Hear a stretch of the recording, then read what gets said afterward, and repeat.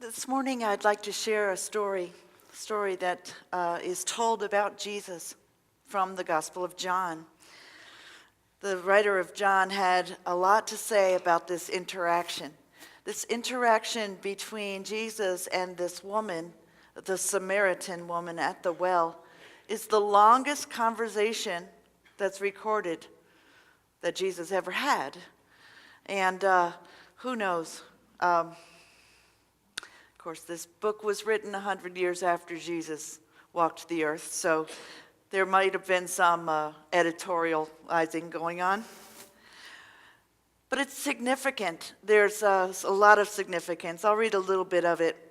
The Samaritan area is right in the middle of, is an area that Jews didn't like to walk through.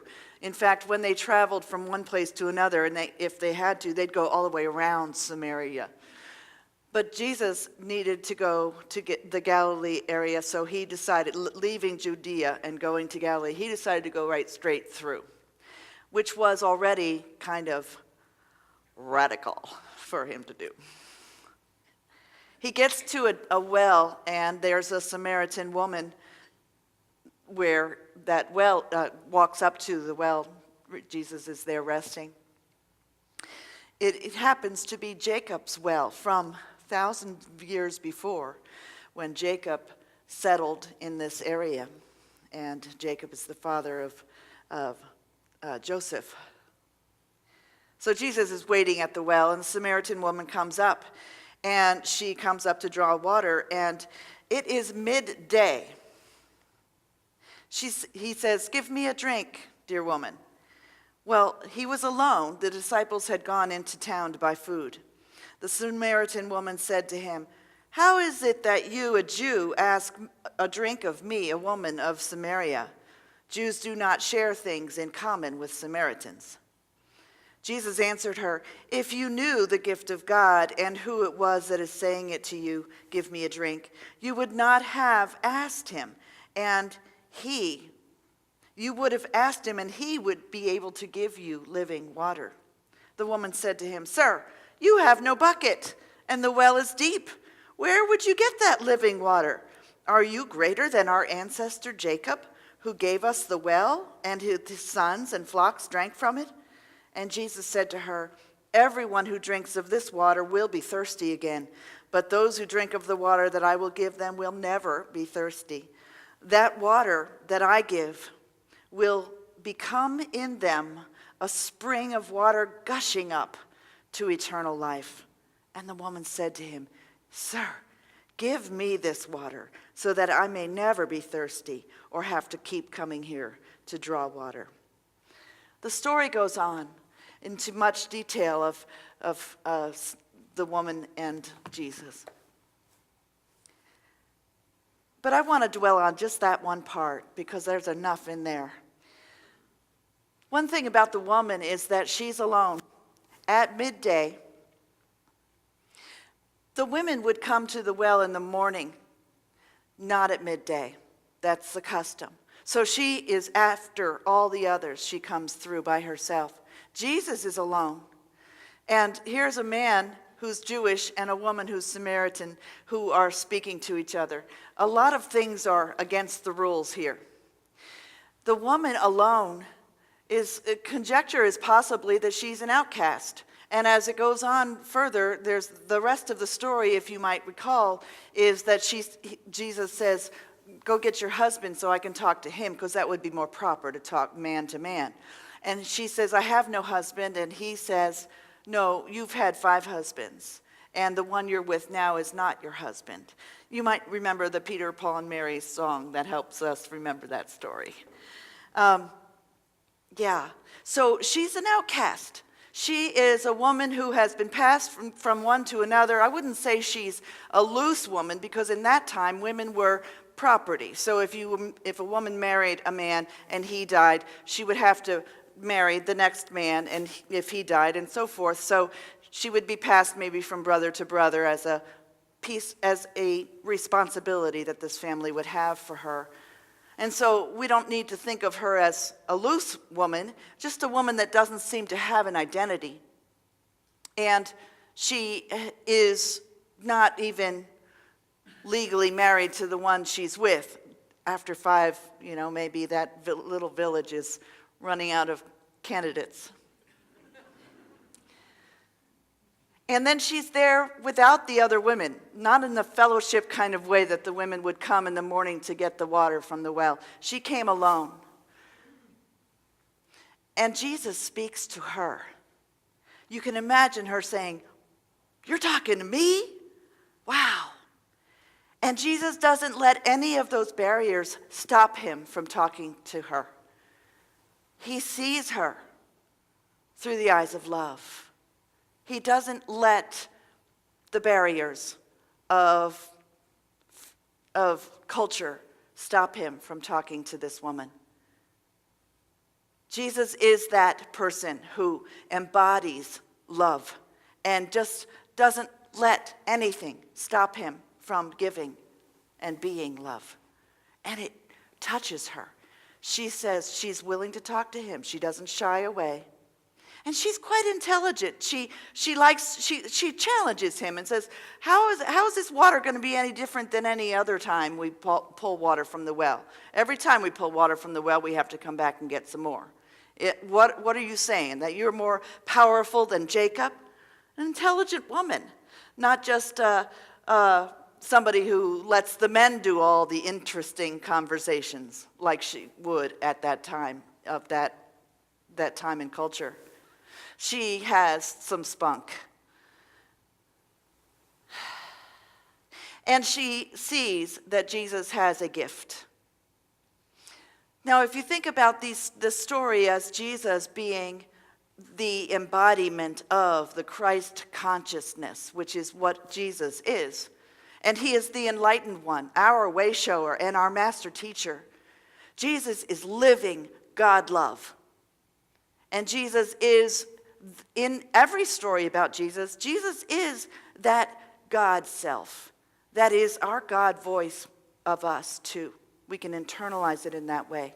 If Jesus' voice is the God self, then what is the woman's voice in that more metaphysical way? Jesus' voice is the God self, the one that says, I can give you eternal water that's so rich and it's alive. He's talking about love and acceptance, being able to see past the images that she represents and sees the real person that she is. So who is the woman in this story when it comes to you and me? The way I looked at it is, there's a lot of different interpretations, and that's what's fun about metaphysical interpretation. We can read it in one way and one year in our life and read it a different way in another year of our lives. What came to me as I played with this is this woman seems to be a woman who doesn't see her worth. And her culture hasn't let her see her worth. Women, way back then especially, compared to women now, women were a piece of property. Women weren't independent. Women didn't have the right to make their own choices and have their own opinions. So she is the epitome of no worth, unworthiness, not enoughness. And she is coming to the well when no one else comes, as if she has no value, even in her own social circle. She comes when no one else is there. She is the epitome of victim consciousness. Think about it. She sees herself as not worthy. She sees herself as an outcast. And the other people in the group of her village probably also see her that way. And then this God voice speaks to her and says, "Woman, let's talk. I have water to give you." Wow. This voice of love breaks through her thought of unworthiness, of not enough, and gives her something that she can hold on to, a new way of seeing something. Rather than seeing not enough, I'm not worthy, she can see herself as, I have something that I'll never thirst again, that I'll never get thirsty from again. It's metaphorical. It's obviously, we all need to keep putting water in our body, so it's clear it's not about water.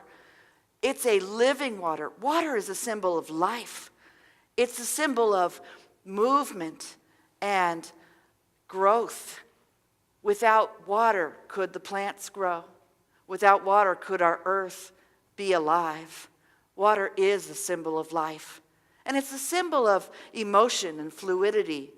So Jesus is giving her water, the basis of life, to say, you are worthy of all of the abundance that water signifies. Abundance. You're not this not enoughness person. You're abundant, like water is.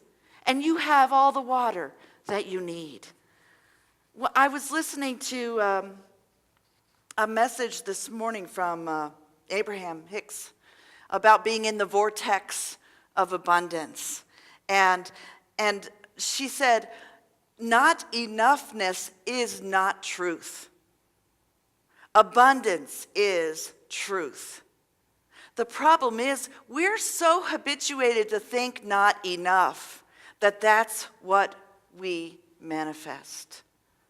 So if we could train our thoughts to think immensity, abundance, living water, water that never never leaves you thirsty. If we could train our thinking to think that way, what would we see in our reality? We would see abundance. Have you ever tried that? How many of you have tried to change your thinking to say, I do have enough, there is plenty? And when you start to practice that, does something come forward that you didn't expect? About a year ago, a couple of our members here, I think Joyce is here in the back row, and Sue Mole, gave birth to an idea that many of us joined in on. And that was to have a conference call Monday, Wednesday, and Friday. For just 10 minutes, we could dial up and listen to this beautifully guided prayer. The prayer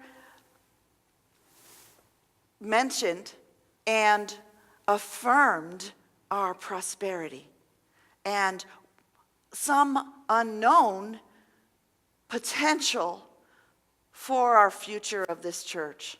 And we just said the prayer, and we heard the prayer, and we envisioned that in our own minds. Simple, 10 minutes, come together, 10 of us, 3 of us, 15 of us would come together on the phone and have this visualization together. And we'd hang up and we'd go on and do it again Monday, Wednesday, Friday for about 6 months. And it was time to stop, and we stopped doing it. Well, an interesting thing happened. We did not know what we were envisioning. We were just envisioning whatever our imagination said, but we were imagining expansion, bigness, prosperity coming in easily and gracefully. And wouldn't you know? And some of us, it took us a while to put them together. It seemed to be completely random out of the blue, but of course it wasn't. That Ellen Winter, our next door neighbor, who is here today, thank you for being here, Ellen, calls us and says, you know what? I'd like to buy that property behind you, the back end of your property. And I have an idea for it, and it'll work perfectly with, and on, and we started talking. This was an answer. It was a manifestation of our holding a prosperous attitude, of being in the vortex of saying there is so much potential in this universe, and we will not limit it. We will see it as big as we want to see it. The only thing stopping us is our lack of imagination, or our not enoughness, or our unworthiness. So this is a lesson it's like a V8 moment all the time when that happens, doesn't it? It's like this happens to us in little pieces here and there in our lives, and we say, why do I forget that this will happen for me? It does. We forget because we're so habituated to think unworthy. We're so habituated to think limited world.